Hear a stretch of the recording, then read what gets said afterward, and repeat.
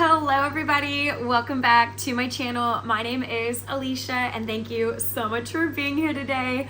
Happy July 2024. Also, my little boy cat, Audi, he is pretty much in every video I've ever filmed, but anyways, happy July 2024. Like I said, I am very late on recapping June, but Audi and I would like to talk about the books that I read in the month of June, last month.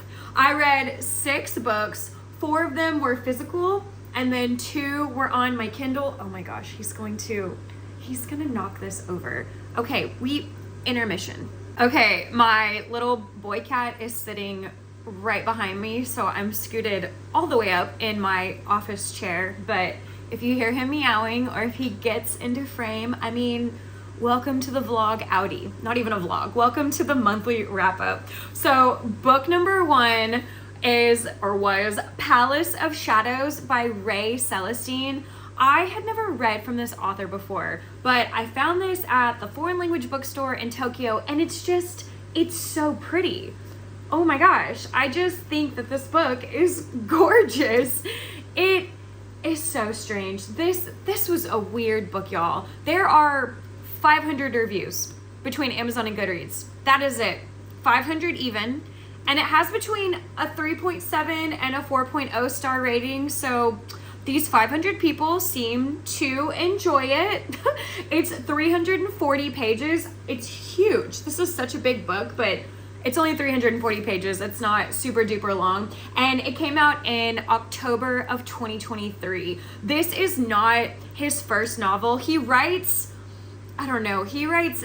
different genres, this author. I looked him up. This is his first foray into I would call it a gothic historical fiction. And it even says right here, a gothic novel. But a lot of the reviews call it a thriller. I definitely would not classify this as a thriller. Nothing about it was thrilling. It wasn't fast paced and you're left with a cliffhanger after every chapter. It was not like that. This book was so weird. It was so weird. I don't even know how to describe this. I vlogged this and you get to hear all of my thoughts and feelings with this book. I just kind of felt like it was a roller coaster of emotions. It's a little bit of mixed media, but that I also had a problem with that. And I loved mixed media. I love that. But it's about Samuel. Samuel is a penniless artist adrift in London. He has an agent, an artist agent, but Samuel has some very disturbing artwork. Well, one day his agent messages him and says, hey, let's meet up. We need to have a meeting. I've got an opportunity for you. There is a mysterious heiress. Her name is Mrs. Chesterfield, and one of her, I don't want to say one of her maids or butlers, but someone that works for Mrs. Chesterfield who goes out into the world and tries to find her different weird religious art or disturbing art. That person found some of Samuel's art and he came back and said, oh my gosh, Mrs. Chesterfield, you need to commission this guy to do some art for you in your house. So she had contacted the agent and the agent is telling Samuel, we have an opportunity. She wants to commission you to do some work on her house. And he's thinking, why? Why Mrs. Chesterfield? Because she is a gazillionaire. This is taking place in the summer of 1899. Well, it takes place throughout many years, but it starts in 1899. And he's thinking, why does this mysterious heiress want anything to do with my weird artwork? But he goes ahead and accepts it because he needs money. Because again, like I said, he's penniless. And so he ventures on this journey, and you get to read a little bit about his journey on his way to this Chesterfield house. And along the way, he stays at this hotel/pub, hotel upstairs, pub downstairs. And many of the patrons at that pub tell him, oh, you don't want to stay in that house for too long. That Chesterfield house, there's something wrong with it. People are unaliving themselves. People are getting unalived by others. There are some girls, these 3 sisters that went missing, and their ghosts are haunting the house. And he's thinking, what? This is wild. And then they're saying that there was an architect on the house and he also unalived himself, and then he had a friend who also committed, he unalived himself too. There's so much death in this book, and Samuel's just thinking, whatever, I'm just gonna go to this house, I'm gonna get my coin and do my art, and then I'm gonna leave. Nothing's gonna happen. Well, when he gets there, y'all, this house is massive, to the point that he's asking the driver or chauffeur, whatever you want to call him. It's back in the day, it's all horse and buggy. So the carriage driver to the horses, whatever you want to call that guy. Samuel asked that guy, oh, are we stopping in town real quick before we get to our destination? And the guy says, oh, no, sir, that is the house. This house is massive, and it's because Mrs. Chesterfield keeps adding wing upon wing to this house because she is the heiress / widow to this gun company, the Chesterfield Arms Company, and apparently all of the ghosts, all of the people who were unalived by these guns are haunting the house. And so she is under the impression that if she keeps adding to the house and building more rooms, more staircases, more bathrooms, then those ghosts won't be able to find her. It is bizarre, and this book is loosely based off of a true story. So this is Mrs. Chesterfield in the book, but Winchester, Mrs. Winchester, the Winchester Arms Company, that you need to look that up. I researched it a tiny bit. It is very fascinating. Same thing happened. The Winchester Arms Company was owned by a man. That man passed away. There were so many different people it was supposed to go to. All of those people kept passing away under mysterious circumstances. Same thing happens in here. And then finally, that company just ended up in the arms of Mrs. Winchester, and same thing happened to her. She was living in California and she kept adding on to this house. This house, I want to say it's got over 10,000 windows. It's got over, 50 rooms. It's something insane, and it's in California. And like I said, this is loosely based off of that. You can go take tours of that. I think it's called the Winchester Haunted Mystery House or something like that. But this book went in directions I did not anticipate to go into. It starts off with religion. I could not get through that first page because it was all about religion and it was so weird. And then there's this couple that's living in the house as well, and they perform seances, and Samuel wants nothing to do with that. This book was very strange. And then he finds the original architect's journal, so he's reading through that. Nothing was happening though, reading that journal. There is some mixed media in here, but I had so many high hopes for this book, and they just fell flat. I gave this book 3 stars. Really, it's like a 2 because nothing happens. This is just a boring literary fiction, but I called it a gothic historical fiction because that's kind of what it is too. But also, random, it says Samuel's friend Oscar Wilde is now in exile living in Paris. Oscar Wilde, the Irish poet and playwright. Yes, he was in exile in Paris. That happened in real life. He passed away in 1900. And like I said, this book takes place in 1899. But Oscar is not in this book. So why is that on the synopsis? I feel like this book had so much hope, especially being loosely based off of a true story, and it just really fell flat for me. Book number 2 was The Burnout by Sophie Kinsella. This book, I loved it so much. This has over 52,000 reviews across Amazon and Goodreads, but it also has a mid rating like the other book. It's got between a 3.7 and a 4.3 star rating. I gave it 5 stars. If you can't tell by how excited I am, this has 384 pages, and it also came out in October of 2023, just like the last book. So this book, it's a women's fiction. So it's not going to be for everybody. I'm just throwing that out there. I know Sophie Kinsella, well, that's her pen name. Her name is Madeline Wickham. But I know this author usually writes a lot of romance, but her romance leans more on the side of women's fiction.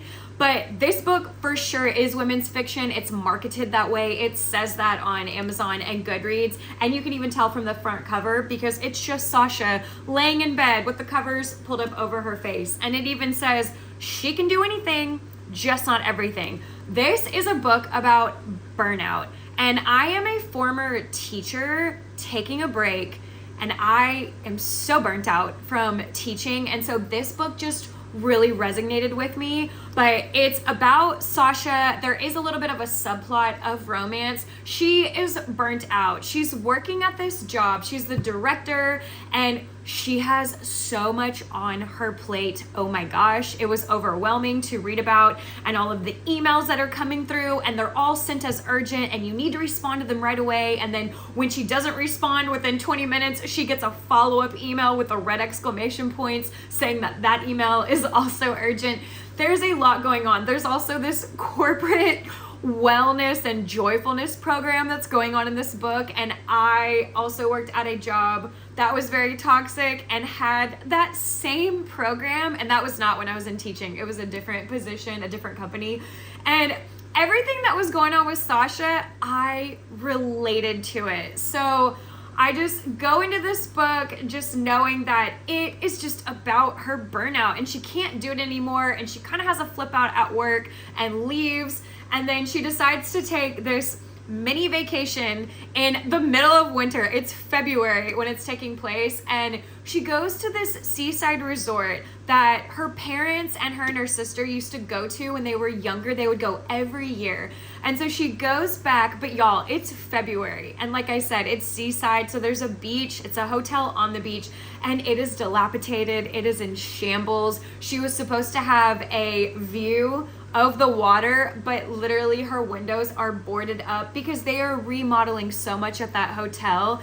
And I don't even know why they're even allowing customers to be there, but there's only 2 customers. It's Sasha and this grumpy man named Finn. Well, Sasha is there to make herself better. She found this 20-step program to a new and better you. We have all done that. I've done that so many times, just from magazines or online. Oh, she's trying to drink her kale smoothies and do yoga. And even though it's February, she's going to rent a wetsuit and go wild swimming. She's trying to manifest. She's trying to do all these things just to feel better and to relax and just get away from that environment that she was working in. Well, what she doesn't realize is that that grumpy man, Finn, he is there for the exact same reason. He is also burnt out.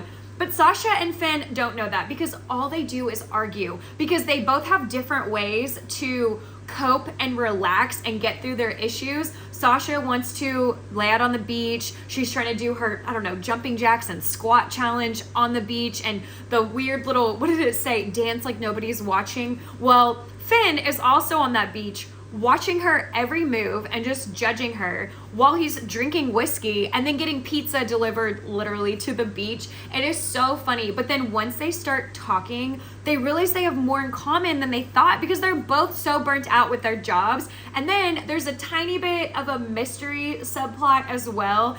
Notes start appearing on the beach that are addressed to Sasha and Finn, and that's what really gets them talking and asking the questions of, why are we so burnt out? How did we get here? Is what we're doing at our jobs sustainable? When we are done with this little vacation, this miniature mini vacation that we're on, are we going to be able to go back to work and continue doing what we were doing? No, absolutely not. And so there's my little boy cat again. But this book, it was so good. I vlogged this, and you even see me cry in that vlog towards the end, because there's another character that comes into play, and I think he had dementia. It never said the word dementia, just the way he was acting. It reminded me a lot of my grandpa, and their stories were so similar, because this man had lost his wife 3 years ago. I lost my granny 3 years ago. And then this guy, he was so confused, and I really think he had dementia. And same thing with my papa. My papa was very confused, going through dementia, and he was on hospice. He was put on hospice at the time of me filming this vlog. And so this book hit in so many ways, and I highly recommend it to everyone. But I just know that if it's not going to be relatable to you in your life, you might find it boring, because that's what some of the reviews say. They just say it's boring, there's not a lot going on, it's a women's fiction with just the subplot of romance and then a baby subplot of that mystery. But this book hit so hard. So yeah, book number 2, 5 stars all the way for me.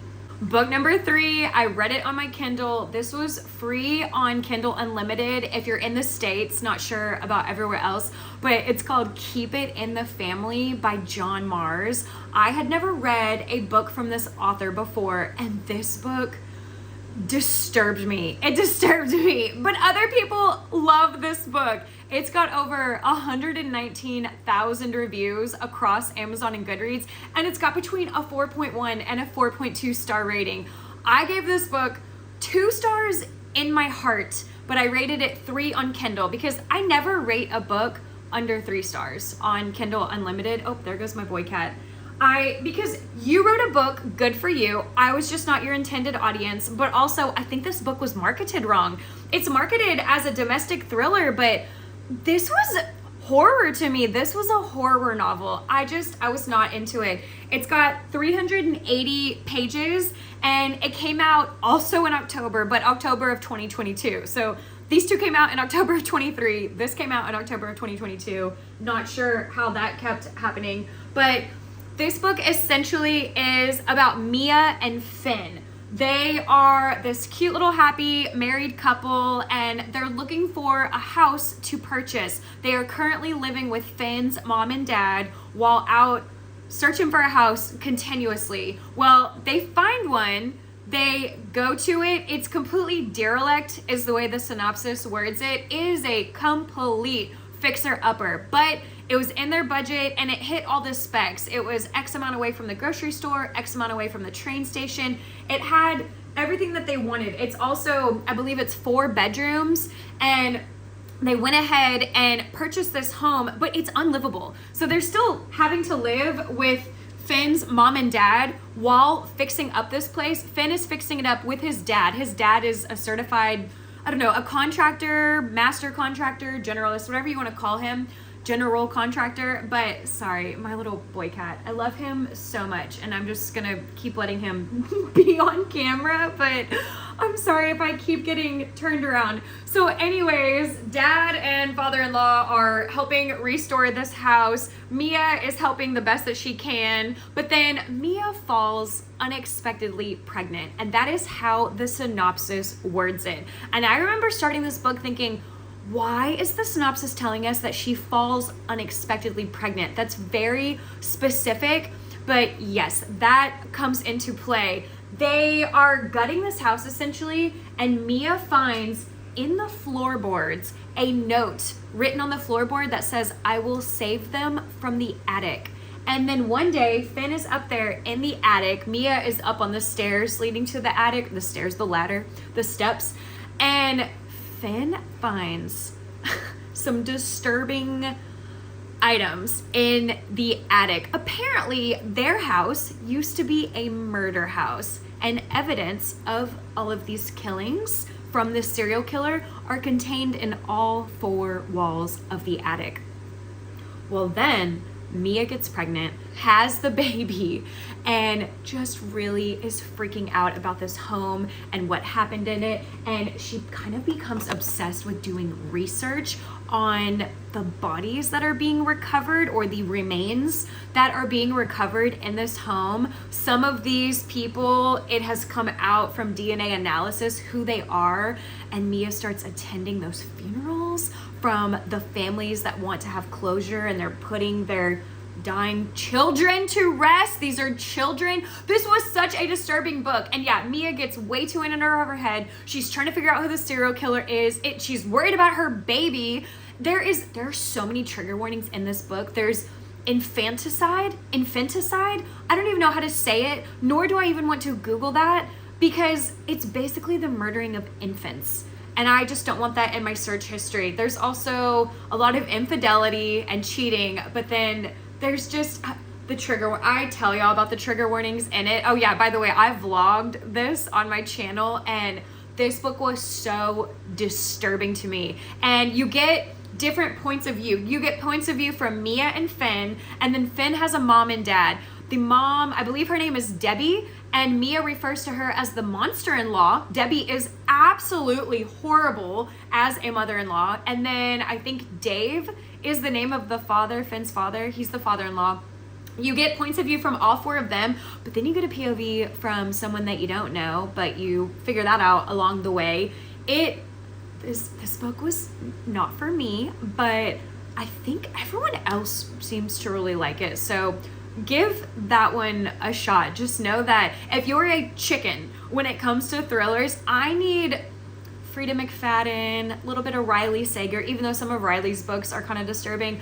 I like those kinds of thrillers. This was too much for me. And it's not extremely graphic. I will say that. It's not like Karen Slaughter's Pretty Girls, because I will not read that because of the torture garage. I won't read that. But the prologue is the most graphic that the book gets. Just throwing that out there. Because the prologue, I almost wanted to stop reading the book, but I was filming it and thought we're just going to continue on. But check that one out. That was book number 3.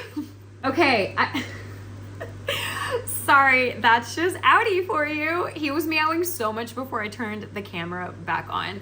So book number 4 that I read in the month of June was Pineapple Street by Jenny Jackson.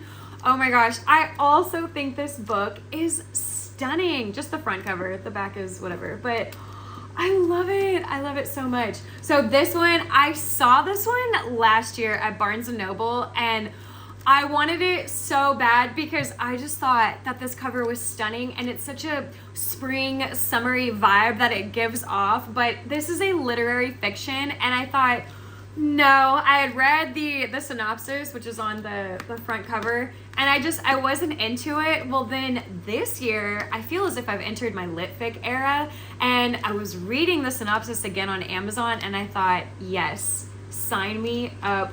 I need to get this book. So ordered it on Amazon. It's got over... It has over 198,000 reviews across Amazon and Goodreads.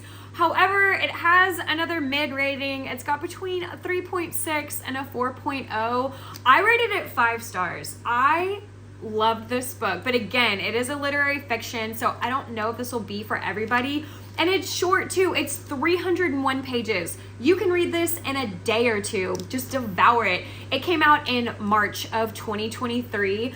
And this is about siblings, and their mom and dad. It's about this family that has bukus of money. They live in the heart of New York, and it is about generational wealth. So again, this being a lit fic, there's not a whole lot of plot. Literary fictions are literally described as a character study, but I felt like there was plot in here. Things were happening, and every now and then you'd get a little bit of a twist or a little bit of a reveal, and I don't know. I was so into it. I vlogged this on my channel, and I just really liked this book. I don't think I read it as quickly as I wanted to, but I ate this book up. This is about, so with this family, there is the older sister. Her name is Darlie, and Darlie just truly believes in her heart of hearts that she gave up too much for her marriage. She gave up her career, and then she also gave up her inheritance because she didn't have her husband signed a prenup. So the inheritance now just goes to their kids. And Darlie is now starting to think, I gave up way too much. I want to get it back. And then Sasha, she comes from this middle-class family. She married into this family. She married the brother of Darlie. His name is Cord. Their names are so posh, Cord and Darlie, and Chip, the father, and Tilda, the mother, short for Matilda. And I'll get to that third daughter, what her name is, or the third sibling. But Sasha, since she comes from this middle-class family and is married into this humongously wealthy family, she just feels as if she doesn't fit in. Because she doesn't come from money. Even what she does right now for her job, she doesn't make a ton of money. But then Darlie has a husband, but he is doing all the things, he's making all the money. And so they know that he's not using Darlie. And again, he never even signed the prenup. And so she forfeited her inheritance. So it's fine. But with Sasha, they all call her a gold digger behind her back. They call her GD. And her husband, Cord, the brother to Darlie, I don't like him. I did not like him the whole book. Their whole dynamic, Cord and Sasha, it was so weird. And then you have the baby of the family, Georgiana. Could not stand that girl either. And more so, it's not even Georgiana's fault. This family babies her. I'm pretty sure later in the book, I find out she's 26 years old and they treat her like she's 12 years old and so innocent and so incapable of doing wrong things. And even when she starts doing things that she shouldn't do, they blame it on her age. Oh, but Georgiana is so young. It's okay. Oh my gosh, I couldn't stand her. And with her plot line, it says in the synopsis that Georgiana has fallen for a man that she can't have. And so she's chasing this ethical and moral dilemma about what should I do about this man that I can't have, that I really want, her coworker. And she works for this nonprofit. I couldn't stand Georgiana. I couldn't stand her. And there is a lot of, what would the word be? A lot of brands being thrown at you in the very beginning of the book, because Darlie, Georgiana, and their mother just got through playing tennis and they're at this coffee house, and then Georgiana stands up very quickly and says, oh my gosh, my Cartier bracelet, I left it in so-and-so's BMW, and she's about to leave for the Hamptons. I need to go find her and get my bracelet back. And then she storms out of the coffee house and runs into this guy's table, and his coffee spills all over him, all over the table. Georgiana could care less. She just continues running out of the coffee shop. I couldn't stand her. But this book, it was so interesting. This is, I mean, it is a character study. There's a dedication in here at the very beginning, and I don't want to say too much. I said more in the vlog though, so if y'all would like to know more, watch that vlog. I don't spoil anything though, but this book, I just thought it was so good, because I've never really looked into the lives of the wealthy and read it as a character study, a literary fiction, because I know Magnolia Parks, aren't they super rich and it's a very toxic relationship? I don't know. This was it was so good, and I gave it 5 stars. Book number 5 is Room for Rent by Noelle West Ely. This is free on Kindle Unlimited. Again, if you're in the States, I just love reading Noelle's books. Oh my gosh, this was a thriller. It's got over 20,000 reviews across Amazon and Goodreads, but it has a very mid rating as well. It's got between a 3.6 and a 3.9. I rated it 4 stars.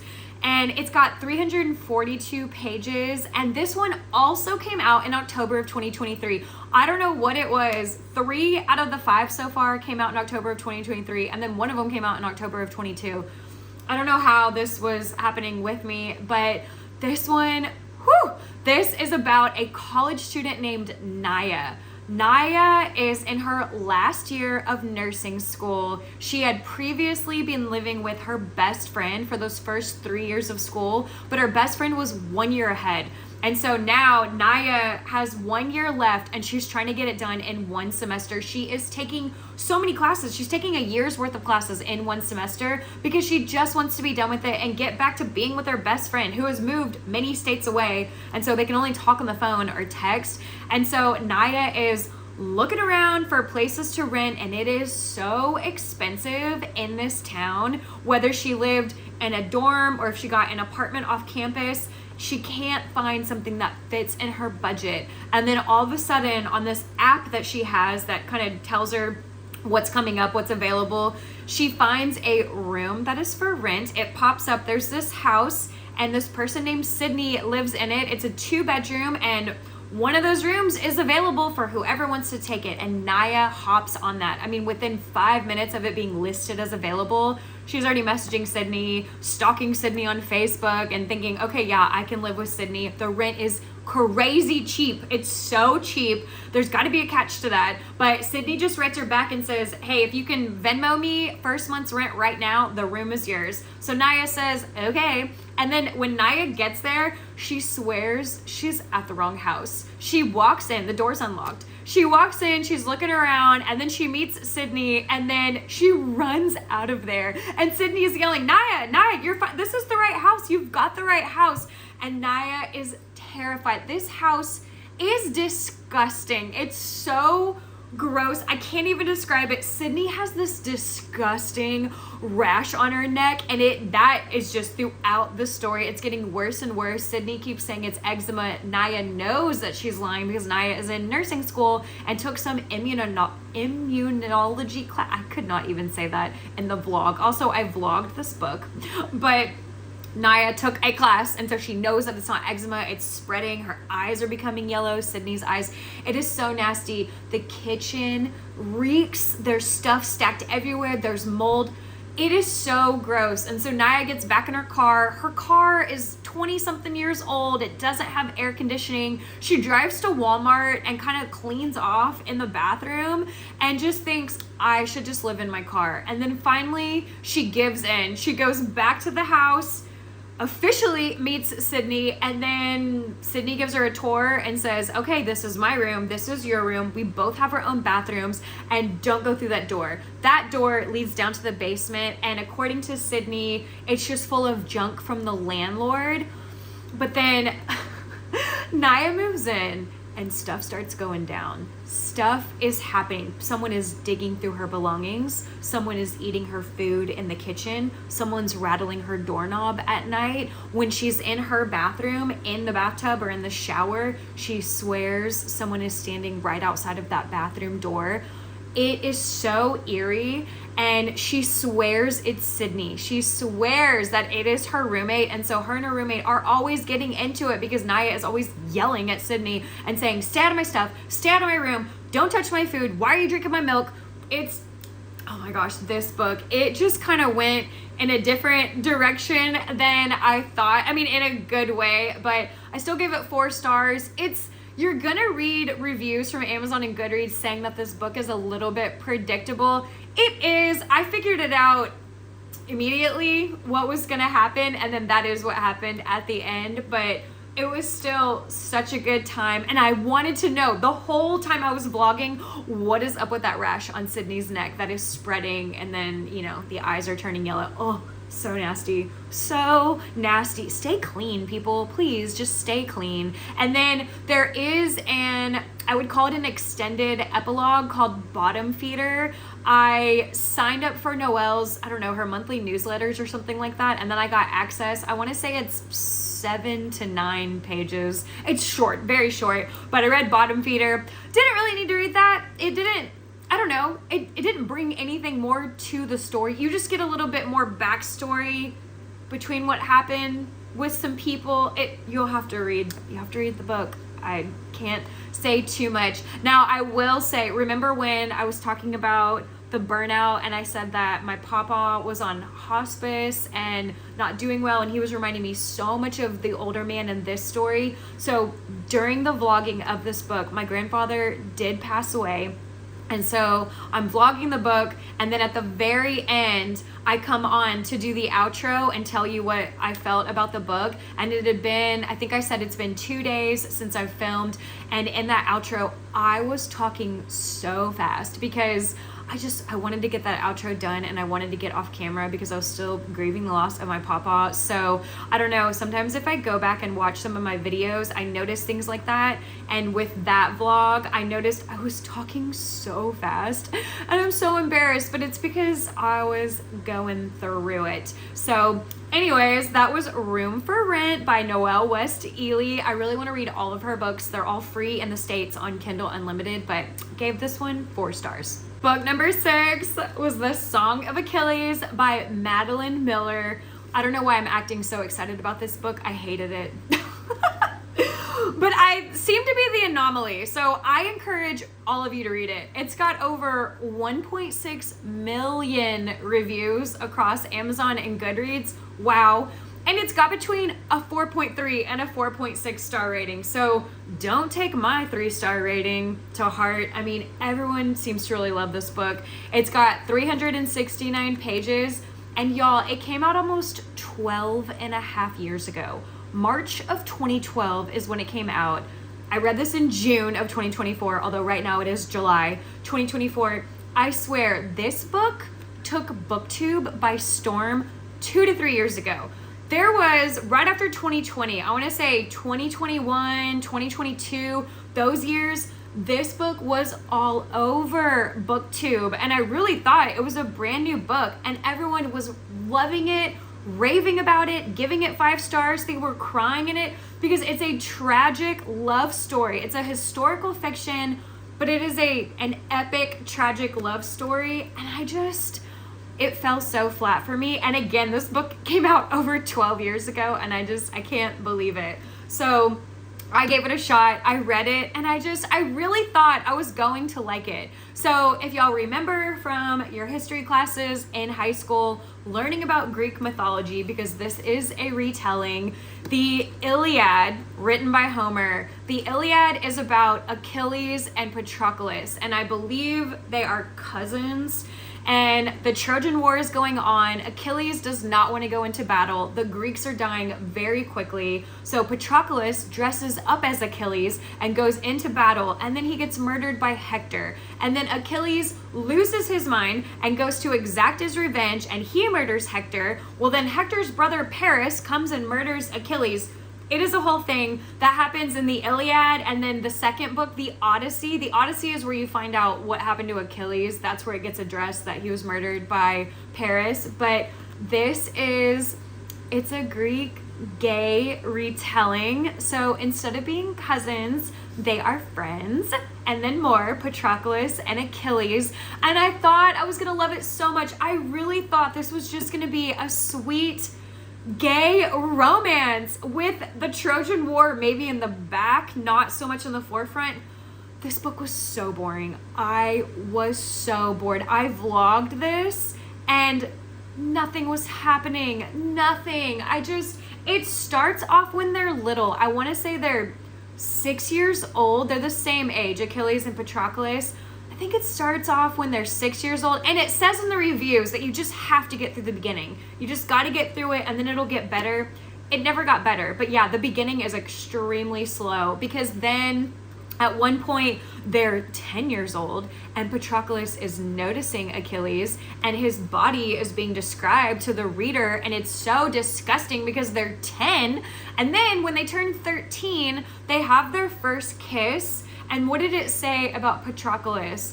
Like a warm sensation spread through his body. I'd tell it to you in the vlog. I read it to you, but oh my gosh, it was so disgusting. And then they hook up one time when they're 16, and then that's it. They never hook up again in the book. And so some of the reviews on Amazon, some of them say this is gay erotica.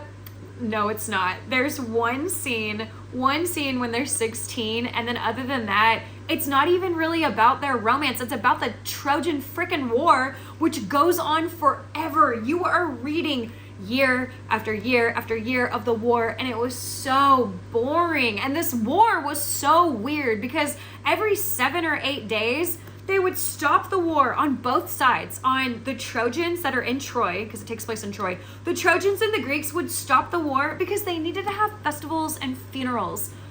What? And then I know, what was it, at the 8th year mark of the war, because this war goes on for so long, I think it was in the 8th year, everyone started getting really mad on the Greek side and getting onto Achilles and saying, when are we going to be able to go home? Because it's all men fighting in the war. And they were saying, we have wives back home. We have kids back home. It's been 8 years. But on top of that, they're pillaging all of the Trojans. And as they're murdering the Trojans, they're taking all their daughters and wives. And so all of these men that are complaining that they have wives and kids back home, also at their little camp that they've set up, they have more wives and more kids. And it just, I don't want to say I hated this book, but yeah, I essentially hated it. I was so bored. Nothing was happening. You're just reading about war. And I like reading about war, but it was so boring. It was not entertaining to me. And that makes me feel so bad. People love this book. I don't know how, but like, good for you. I'm so glad that you liked it. I encourage everyone to read it. Her writing is also, it's very weird. This is Madeline Miller's first book, and I believe she's written Circe, and I kind of want to read that, but I was so bored with this book. And I'm pretty sure, I don't know, it doesn't say it on here. I'm pretty sure on Google, when I was reading about the author, I think this took her 10 years to write, which breaks my heart that I was just tearing it apart in that vlog. I just did not like this book. And then Madeline Miller herself, I'm just staring at her photo. She's a very smart woman. She's got her PhD, I don't know, in Greek mythology or something like that. And then she speaks Latin and Greek, and I think that's what she teaches. She's a professor at a college. I don't know. Good for her though. Holy cow. But this book, this was book number 6 in the month of June, and I just wasn't a fan of it. Okay, everybody, that is my June 2024 wrap up, my 6 books. Have y'all read these books? Did you hate the books that I loved or love the books that I hated? Curious to know. I know I'm the anomaly when it comes to a couple of these, so please fill me in with what you're thinking, and I will see y'all in my next video very, very soon. Bye.